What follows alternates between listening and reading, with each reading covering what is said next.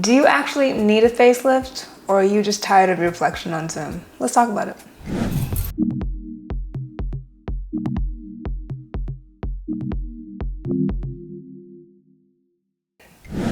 So it is not lost on me that facelift has become one of the new words of the day.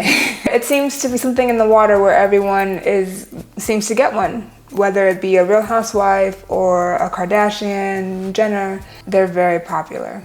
And the question is not, is it time for you to get one? Although that seems like a good question to ask. But the question is, do you really need one? And so I want to break down what facelifts do, what they don't, and whether or not it's the right decision for you. May not be.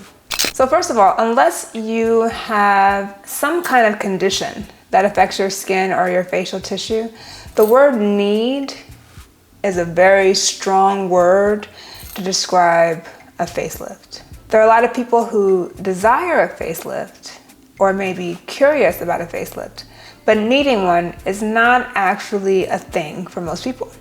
Even with the Ozempic craze and people getting loose skin, you still don't need a facelift. You know this, I'm not teaching, I'm not preaching, but I think we've conflated a lot of words to indicate some more urgency where there actually is none. I want a facelift versus I need a facelift. It's a want, let's be clear.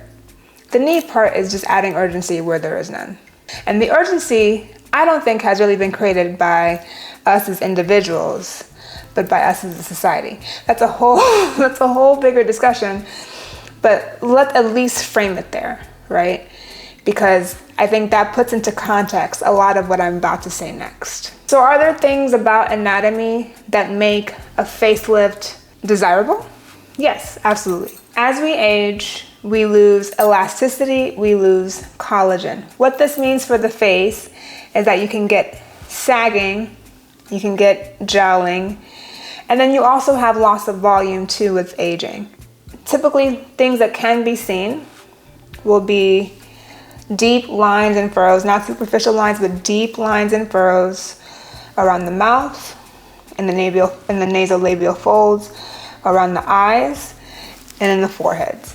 You can also see what's called jowling, where you lose kind of that distinct jawline that is characteristic for a younger person. And you start to get some blunting of the lower face.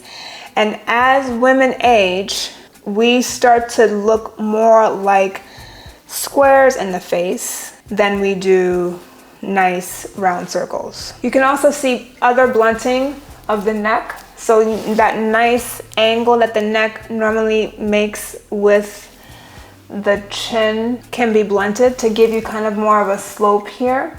And you can also see banding of those muscles in your neck, the platysma muscles. So a facelift can address all of that.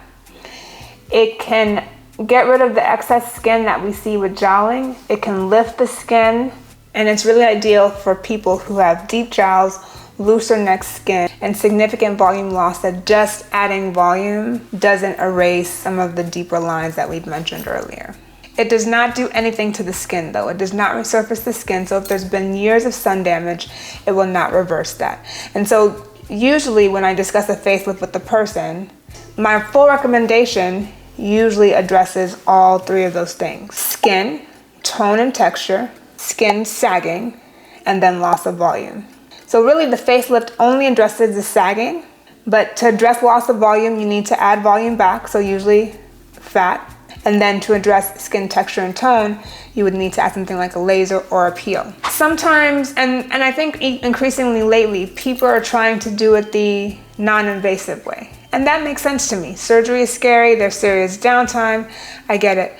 And so I think that's also why we're seeing this popularity of fillers, right? Because people think that if I increase volume to the cheeks, it'll lift everything else up.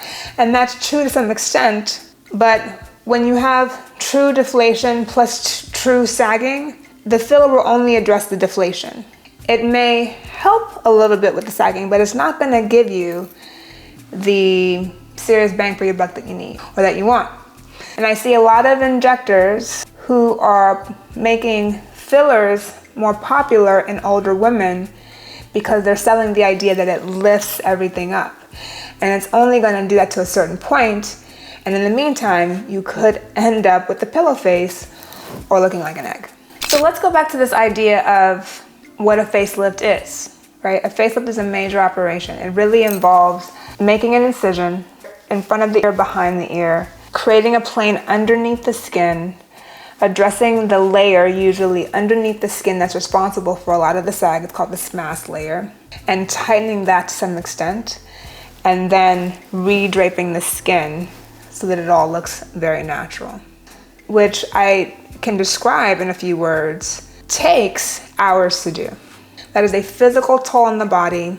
It does mean lots of inflammation, lots of swelling, extended downtime for healing, lots of bruising, right? So your reflection in the mirror, in the Zoom camera, may be, to you, less than desirable, but stack it up against what a recovery from a facelift is. We always see the before and the after, right? We saw Kris Jenner before and we saw her after. But the in-between was where she was at home recovering and hiding her bruised face. So for Kris Jenner, that was a perfect solution and she looks fabulous. But for you, taking out the social media of it all, taking out the societal pressure of it all, is it a decision for you? I think the first question you need to ask yourself is, if I want a facelift, am I willing to put my body through that sort of trauma? Because that's what surgery is. It's calculated trauma.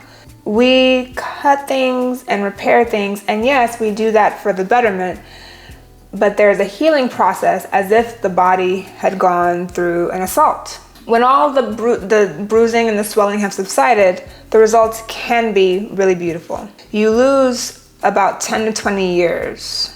You reverse the clock.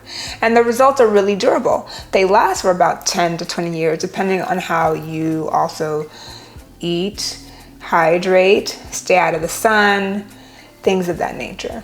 And so if that sounds great to you, then that might be the first question to ask yourself and the first place to start about whether or not you are right for a facelift and whether or not a facelift is right for you. Also, realistically, very much so, consider your other health conditions. If you are an otherwise unhealthy person, then a facelift is not for you. A facelift should be an elective procedure in otherwise healthy individuals. If you have poorly controlled diabetes, bad high blood pressure, and things of that nature, then a facelift obviously is not your first priority. It should be your health and things that will keep you alive. A facelift will look great in a casket, but we don't want that. So make the first priority your health, okay? Let's zoom out though and talk about this larger context, this framework for which I started the discussion, because I think it's really important. And I think when we ask the question, do I need a facelift? Really, I think what we're asking is, can I compete with everybody else who's also getting one, right? Because let's face it, it seems to be a very pervasive idea that everyone is getting some kind of aesthetic surgery to rewind the clock, give them fullness, insert adjective here. And so it seems to be like an arms race of sorts, where we feel like we have to keep up with the Joneses and the Kardashians and the Jeffersons. It's real, right? It's real. It's part of the reason why Hermes is so popular. It's part of the reason why people carry Chanels or love carrying Chanels. It's part of the reason why people buy nice cars. This is all part of that same societal pressure that keeps us thinking that there is some sort of status symbol associated with being at a certain level, and that those levels are aspirational levels. And I'm guilty of it, and you're guilty of it too in some other ways. But I want us to stop feeling like our bodies and our faces are part of that arms race. While it's very natural to have insecurities, I think my bum is flat, because it is. I think I have no hips, because I really don't. But I want us to try and stop from trying to go to the BBL store because we are born with flat bums and small hips.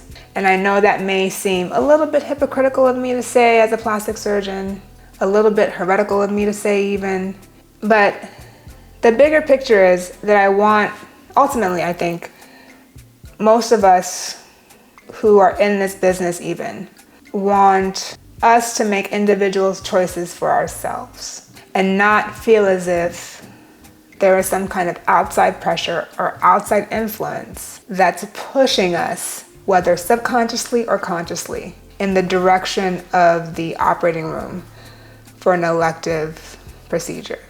If you want boobs, get your boobs. Don't come in my office talking about so-and-so had these great boobs and I want them too.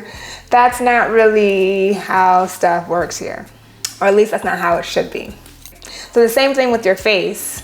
If you need a facelift or if you want a facelift, it really should be your decision and not a subconscious effort to try and keep up. No, you don't owe the world a wrinkle-free face. You don't owe the world natural aging or a good aging. You just owe yourself your honesty about what makes you feel good in your skin. And that's it. So do you need a facelift? If sagging skin doesn't bother you, it doesn't bother me. If volume deflation doesn't bother you, it doesn't bother me. It is part of what will happen to all of us. And some of us may fight it, but it's okay if we don't. But what do you think? Have you ever been told that you need a facelift or thought about getting a facelift and it wasn't necessarily your own decision? Have you been feeling the pressure lately to get one? Please, all questions and comments below. I would love to hear them. I would love to respond. Like and subscribe. And as always, love you lots and bye for now.